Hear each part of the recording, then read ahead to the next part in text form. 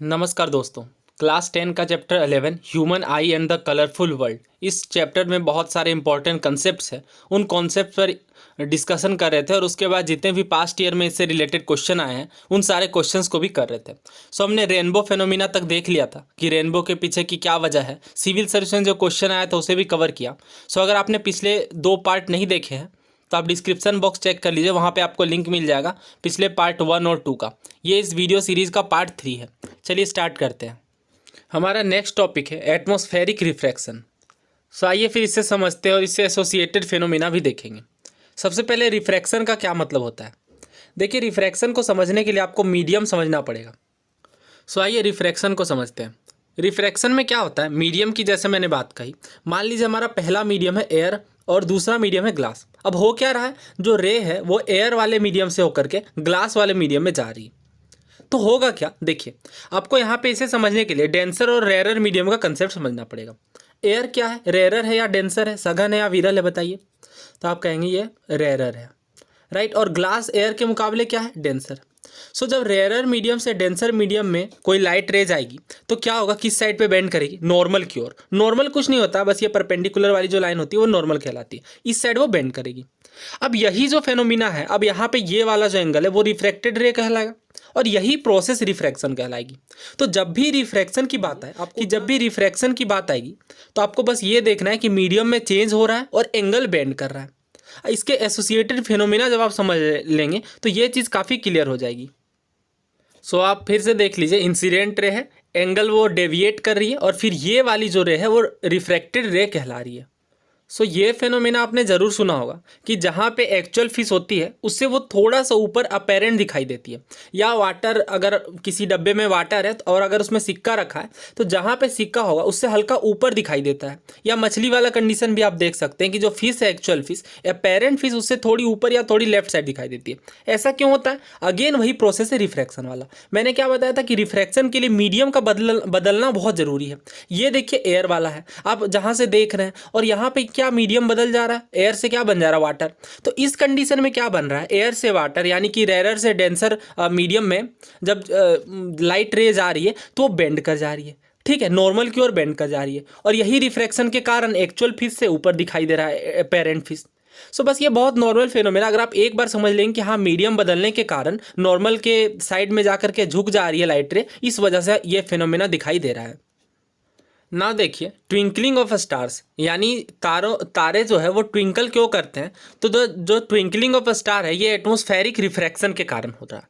तो रिफ्रैक्शन तो आपने समझा कि जब मीडियम बदल रहा है तो लाइट रे बेंड कर जा रही है, इस वजह से जो एक्चुअल पोजीशन है उससे अपेरेंट पोजीशन थोड़ी ऊपर हो जा रही है। अब इसी कारण ट्विंकलिंग हो रहा है, बट ये एटमॉस्फेरिक क्यों, उसे समझते हैं। क्योंकि यहाँ पे रिफ्रैक्शन जो है एटमॉस्फेयर में हो रहा है, इसलिए एटमॉस्फेरिक रिफ्रैक्शन की बात आ रही है। नाउ इस इमेज को देखिए, यहाँ से काफ़ी क्लियर हो जाएगा। अपेरेंट स्टार पोजीशन और रे पाथ के कारण क्या हो रहा है, देखिए ये एक्चुअल जो स्टार है वो यहाँ पे है, बट अपेरेंटली ये दिखाई जब दे रहा है तो हमें थोड़ा ऊपर दे रहा है। ऐसा क्यों हो रहा है, क्योंकि जो यहाँ से वायुमंडल है, एटमॉस्फेयर है, उसमें बहुत सारे डेंसर एयर है, जिस वजह से रिफ्रैक्शन हो रहा है। और यहाँ पे लिखा भी हुआ है refractive index increasing. Refractive index क्या होता है, रिफ्रैक्टिव इंडेक्स का मतलब होता है velocity of light in vacuum upon velocity in any medium. ये रिफ्रैक्टिव इंडेक्स का फॉर्मूला है, बट बहुत सिंपल है। सिंपली हम लोग इसे क्या करते हैं, कंपेयर करते हैं लाइट के स्पीड से जिस भी मीडियम में हम चेक कर रहे हैं, और वही रिफ्रैक्टिव इंडेक्स कहलाता है। अब रिफ्रैक्टिव इंडेक्स नीचे आने पे बढ़ता जा रहा है, तो इस वजह से क्या हो रहा है, अपेरेंट पोजिशन जो है वो हमें एक्चुअल स्टार से ऊपर थोड़ा दिखाई दे रहा है, और यही पोजिशन रिफ्रैक्शन कहलाती है। अब ऐसा क्यों हो रहा है, मीडियम चेंज होने के कारण हो रहा है, ठीक है। तो यहाँ पे एटमॉस्फेरिक रिफ्रैक्शन का प्रोसेस देखने को मिल रहा है। जो स्टार लाइट है अर्थ एटमॉस्फेयर में इंटर करते टाइम कंटिन्यूअसली रिफ्रैक्शन करती रहती है जब तक कि वो अर्थ तक ना पहुँच जाए। इस वजह से क्या होता है, चूंकि एटमॉस्फेयर जो है वो स्टार लाइट के टूवर्ड, नॉर्मल के टूवर्ड्स बेंड करता है। जैसा कि मैंने बताया था, नॉर्मल जो है वो परपेंडिकुलर वाली लाइन होती है, और जब हम रेयर मीडियम से डेंसर मीडियम में जाते हैं तो ये जो है नॉर्मल की साइड वो बेंड कर जाती है एक्चुअल पोजीशन से। तो इस वजह से क्या होता है, हमें जो स्लाइटली हायर दिखाई देता है एक्चुअल पोजीशन से, क्या, स्टार। स्टार के पीछे की वजह आपने समझ ली, एटमॉस्फेरिक रिफ्रैक्शन, यानी एटमॉस्फेयर के अंदर जो रिफ्रैक्शन हो रहा है वो एटमॉस्फेरिक रिफ्रैक्शन कहलाता है। राइट नाउ हम लोग आगे देखते हैं। अब हमने ये तो देख लिया कि जो स्टार की एक्चुअल पोजीशन है उससे थोड़ी ऊपर अपेरेंट दिखाई देती है, क्योंकि मीडियम चेंज हो रहा है, इस वजह से रिफ्रैक्शन यानी प्रकाश का अपवर्तन देखने को मिल रहा है। नाउ ये समझते हैं कि तारे टिमटिमाते क्यों हैं, यानी कि जो तारे की जो लाइट है वो फ्लक्चुएट क्यों करती है। अब देखिए इसके पीछे भी बहुत ही सिंपल सा रीज़न है। जो स्टार्स होते हैं वो बहुत ही ज़्यादा दूर होते हैं, they approximate point size sources of light, यानी कि वो बहुत ही पॉइंट साइज के सोर्स ऑफ लाइट को दिखाते हैं। अब चूंकि जो पाथ ऑफ रेज है लाइट स्टार से आने वाली वो वेरी करती है स्लाइटली, ठीक है। जो पाथ है रेज की, जिस रेज से लाइट आ रही है वो वेरी करती है। The apparent position of the star fluctuate and the star light entering the I flickers. कहने का क्या मतलब है?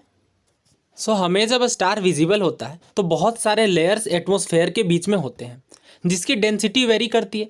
हर एक एटमॉस्फेयर के लेयर की डेंसिटी जो है वो अलग अलग होती है, डेंसिटी वेरी करती है। उसके अलावा एटमॉस्फेयर में टर्बुलेंस भी होता है, कहीं पे कोल्ड एयर है, कहीं हॉट एयर है, जिसकी डेंसिटी अलग अलग है। अब इससे क्या होता है, स्टार्स का जो कुछ पार्ट है, कुछ लाइट का जो पोर्शन है वो रिफ्रैक्ट कर जाता है, अपवर्तित हो जाता है, जिससे स्टार हमें ट्विंकलिंग दिखाई देने लगती है। असल में स्टार्स ट्विंकल नहीं कर रहे हैं, स्टार्स नहीं टिमटिमा रहे हैं, ये एक ऑप्टिकल इल्यूजन है जो कि एटमॉस्फेयर में डेंसिटी अलग अलग होने के कारण दिखाई दे रहा है, जिसे हम लोग एटमॉस्फेरिक रिफ्रैक्शन बोलते हैं ना। फिर ये मन में सवाल आ सकता है कि प्लैनेट्स जो है, ग्रह जो होते हैं, वो ट्विंकल क्यों नहीं करते हैं, वो क्यों नहीं टिमटिमाते हैं।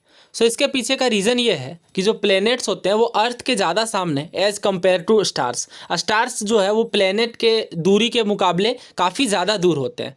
अब इससे क्या होता है, सामने होने से, थोड़ा सामने होने से, if we consider a planet as a collection of large number of point-sized sources of light, the total variation in the amount of light entering our eye from all the individual point-sized sources will average out to zero। कहने का मतलब ये है कि अगर हम लोग planet को एक कलेक्शन माने large number of point size sources of light का, तो टोटल वेरिएशन जो होगी हमारी आंखों में लाइट एंटर करने की, वो will average out to zero, जिससे ट्विंकलिंग इफेक्ट जो है, टिमटिमाने वाली जो प्रोसेस है, फिनोमिना है, वो नलीफाई हो जाएगी। अगर आपसे कोई पूछे कि प्लैनेट्स ट्विंकल क्यों नहीं करते हैं, तो इसका सिंपल रीज़न आप ये दे सकते हैं कि प्लैनेट्स जो हैं वो स्टार के कंपैरिजन में क्लोजर होते हैं, जिससे वो बड़े दिखाई देते हैं। इस वजह से क्या होता है, जो शिफ्ट हो रहा था एटमॉस्फेरिक रिफ्रैक्शन में, तारों के केस में जो शिफ्ट हो रहा था, चेंज हो रहा था रिफ्रैक्शन के कारण, वो यहाँ पे बहुत ही नेग्लिजिबल हो रहा है। इस वजह से जो प्लैनेट्स होते हैं, ग्रह होते हैं, वो ट्विंकलिंग करते हुए नहीं दिखाई देते हैं। वैसे तो ये ट्विंकल करते ही नहीं है, ना ही तारे ना ही प्लैनेट, बट हमें ऐसा दिखाई देता है। It is मियर a optical illusion. Right now बात करते हैं एडवांस सनराइज और डिलेड सनसेट के बारे में। ये बड़ा ही यूनिक और इंटरेस्टिंग कॉन्सेप्ट है। होता क्या है, होराइजन में जब हमें सनराइज दिखाई देता है, असल में वो 2 minutes before the actual sunrise, यानी सनराइज होने से 2 मिनट पहले ही हमें अपीयर हो जाता है, और जब सनसेट होता है उसके 2 मिनट बाद दिखाई देता है सनसेट। ऐसा क्यों होता है? इसके पीछे भी एटमॉस्फेरिक रिफ्रैक्शन जिम्मेवार है।